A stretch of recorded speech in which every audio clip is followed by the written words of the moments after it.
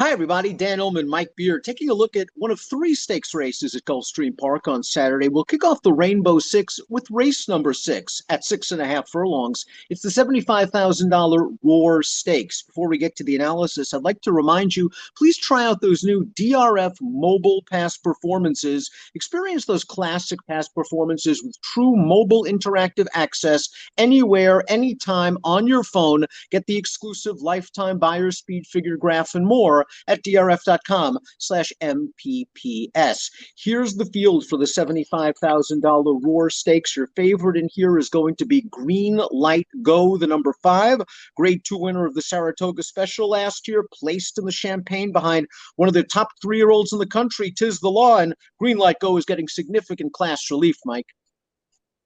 Yeah, he certainly is. I mean, there are still some questions, I think, for him to answer as far as, how progressive he's going to be as an older horse, but this is the easiest spot this horse has ever been in.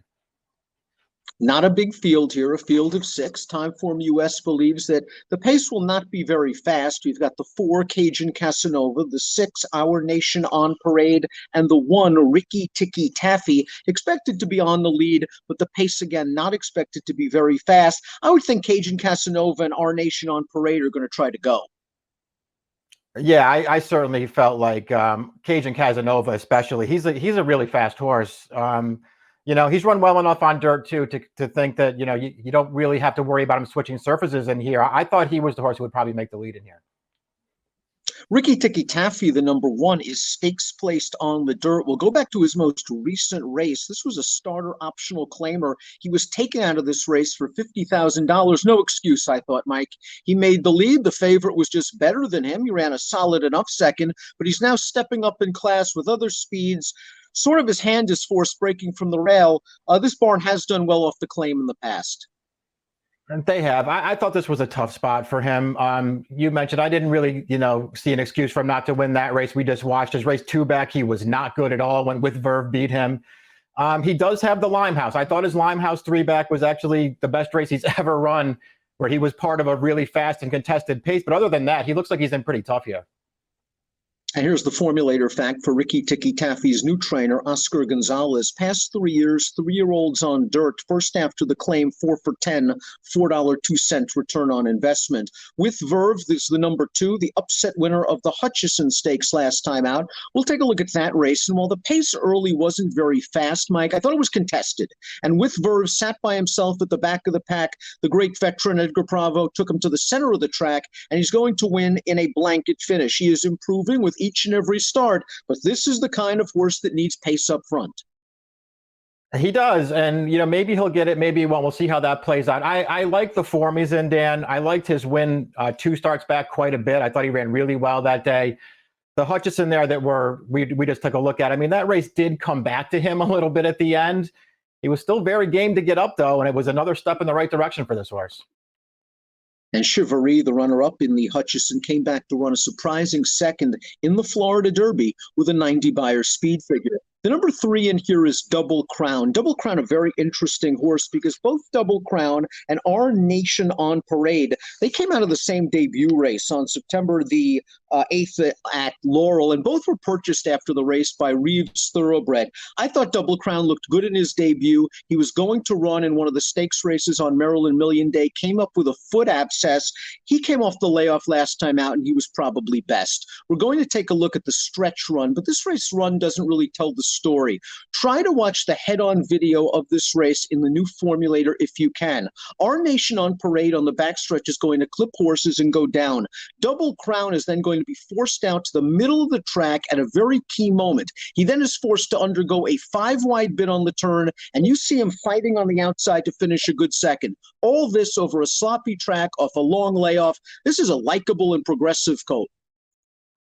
Yeah, I agree with everything you said, Dan. I don't really have anything to add to it. He's run well in both of his starts. I thought he was very unlucky not to win last time. And now he's second off the layoff here. It feels like he's got a ton of upside. And, while he doesn't need the lead to be effective, it's not like he's, some sort of, plotter either. He's got a little bit of tactical speed. There are things to really like about this horse. Have to figure that he's probably going to be sitting in the second flight along with Green Light Go, and you could argue he has more upside. He really did have an excuse for that last race.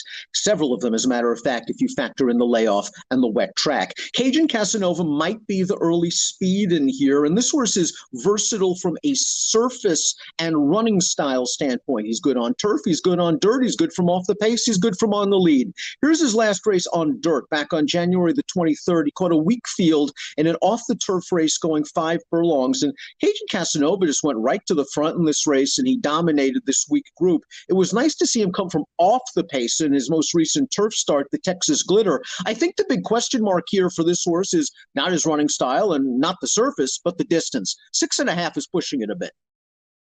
That was what concerned me about him, too. I actually like several of his races. I think this horse does have some talent. And again, I do think he's probably going to make the lead in here, Dan, even though they didn't try to put him on the front last time. I think he'll be on the lead in this race.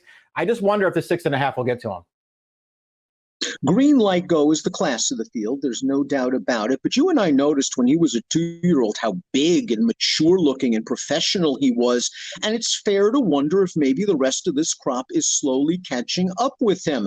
In the swale, he did not run well at all. And okay, he was in between horses on the backstretch and in the turn and maybe didn't like that. But I didn't like the way he looked in the stretch. He was game to be third, but he was well beaten that day. They were going to run him in the Fountain of Youth. He spiked a temperature and missed that race. I like him at these shorter distances. He's getting Lasix. He should work out a trip. He's the horse to beat. I'm not sure how low I would go on the tote with him. He's going to be a short price. Yeah, that's how I felt about him, too. This is a good spot for this horse. It feels like they're kind of starting over. As you mentioned, they missed the race they wanted to run in. They're kind of starting over. Lasix on. If he shows up with this good race, he's very tough for this field to beat, I think. But I think there are enough questions to maybe take a shot against him at a short price. And Our Nation on Parade on the outside, I think he's a little bit dirtied up in terms of form. He was a good 2-year-old at Laurel. He missed a Double Crown in his debut, was purchased by Reeves Thoroughbred, might have taken advantage when Double Crown missed the nursery. He won that race nicely as a maiden. In the Hutchison, I thought he ran really well off of the layoff. I think the mile two-back was a little far for him. And of course, he clipped heels and lost his jockey last time. This outside post gives Nick Juarez plenty of options. Right, and this horse has some pretty good speed, too, so I think he's going to be right up close to the pace from his outside draw here. There are things to like. He ran an 85 buyer in his second career start. You know, whether you feel like he took advantage in that race a little bit or not, he still ran a very fast race. I think this horse is very dangerous in here. Let's take a look at our top picks for the Roar, kicking off the 20-cent Rainbow Six at Gulfstream Park on Saturday. The horse to beat is the number 5, Green Light Go. We'll take stabs against him. Mike, you like the 3 Double Crown. I think he has a big chance in here as well. I think I might have underestimated him in my selections. You're going 3, 5, 2, and 4. Yeah, I do like Double Crown in this race, Dan. I'm going to take a shot with him in here. Again, I like both of his races, and he was just so unlucky not to win last time.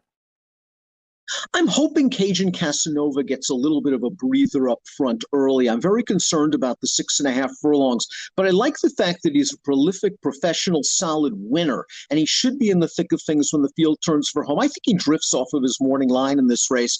I went 4, 5, 2, and 3, but I am concerned that I underestimated Double Crown. He really was probably best last time out. It's the first of 3 stakes races at Gulfstream Park on Saturday. Race 6 is the Roar, and it has approximate post time of 3:16 Eastern. Good luck.